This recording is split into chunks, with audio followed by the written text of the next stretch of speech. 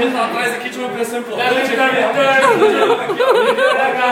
Daniel, por favor, entrevista aqui pra TV. Daniel é muito doido, o cara é maluco, velho. Ele gosta do microfone. O cara é sanchista. Ele vai morder. Ele tá alcoolizado. Chupa berinjela, tá muito doido. Vou ter que dar um cenourão que eu mexi. Você quer ser a Dilma? Quem sabe do casamento sua irmã? Calma. Tá bom da música de fundo. Filho, para com isso. Rapidinho. Você já viu o vídeo desse cara do motorista? Marca. Só uma pergunta importante. Quem você achou que um cara daquele tamanho casar com sua irmã pequenininha daquele jeito? Fico meio chateado, né?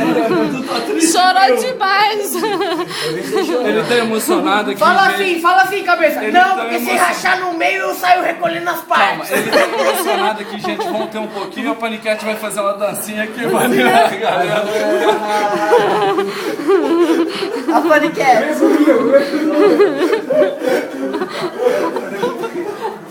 Vem comigo, que vem comigo, entrevistador. Não, foda-se. Não acredito. Eu não. Eles estão querendo fazer essa.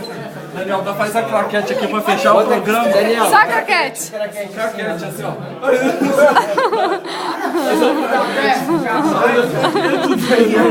Vai, craquete. Dá uma medida. Lambe a porra do negócio. Tchau, O Cid que você falou. fecha o negócio.